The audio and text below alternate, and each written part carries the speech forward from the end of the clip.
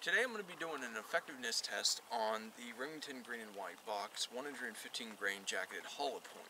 Now, what we have here is something that I kind of took after Paul Harrell. He has what he calls the meat target, and what I have is a hoodie with a t-shirt on underneath, and then so it's completely covered just like a torso.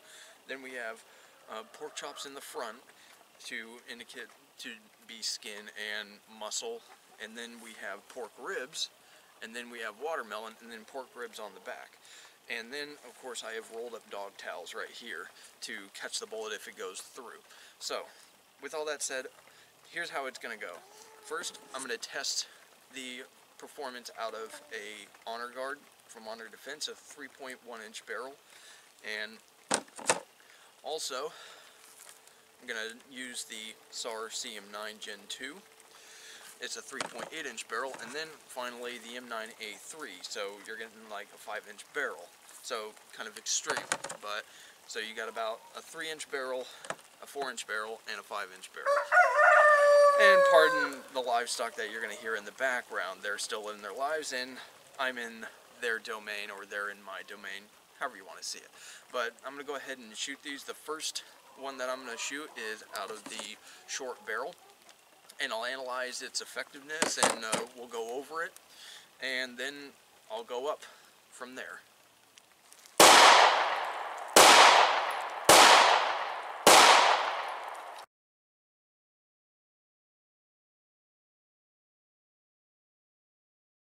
As you can see, they expanded, and they did pretty well. They went all the way through, but yeah, not too bad for generic hollow points.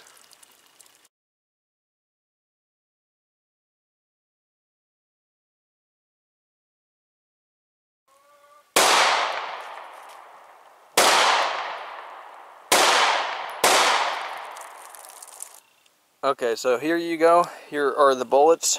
There's a whole one and a whole one right here. So these are the whole ones.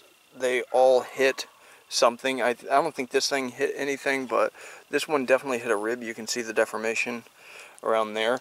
But all these, yeah, they hit ribs, either right away or at the end there. But it smacked the jacket, and smacked the jackets right out. So I'm pretty sure this one goes to this jacket right here, this somewhat whole jacket, and pretty sure it went something like this in there, but you can see it brushed a rib on the way through. So yeah, depending on how these things do through it, I mean, there's almost nothing left of this one right here, because this is the jacket it goes to. It was peeled back, and it had a very hard time going through it, but it made it all the way through. It made it, I had one that didn't make it quite through all the ribs or anything, but I believe that was this one. Didn't make it all the way through the ribs, but you know, I guess it depends on if and how it hits something. So overall, I think it did pretty good. The ones that, you know, even the ones that hit the ribs, I mean, ribs can have an effect on, you know, if it hits bone or what type of organs, fat, you know, everything else can have an effect on it. So ballistics gel does not really replicate that. So you're going to see nice consistency in a consistent medium, but we as human beings are not consistent in our bodies. So, you know, I think this demonstrates that pretty well. So anyways, moving on to the M9A3.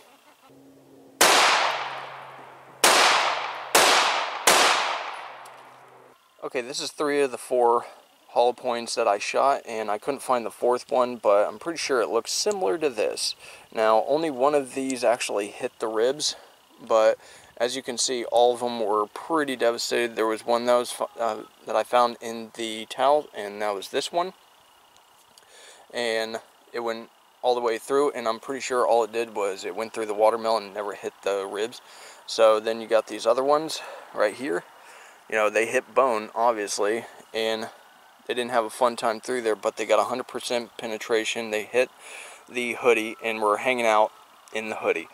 So, for winter out of a 5-inch barrel, it does pretty well. So let's go ahead and do a closing. So to wrap it all up, it seems like across the board, the Remington green and white box 115 grain jacketed hollow point performed consistently. So it got good penetration, I would say. There were a couple that actually were stopped by the ribs, but they were pretty well deformed. It's probably because they hit the ribs like straight on right from the get-go and went through the thickest part. Some of them, like with this pistol, it missed and then it went into the towel or into the hoodie or whatever, but all of the rounds out of this full-size barrel went into the hoodie.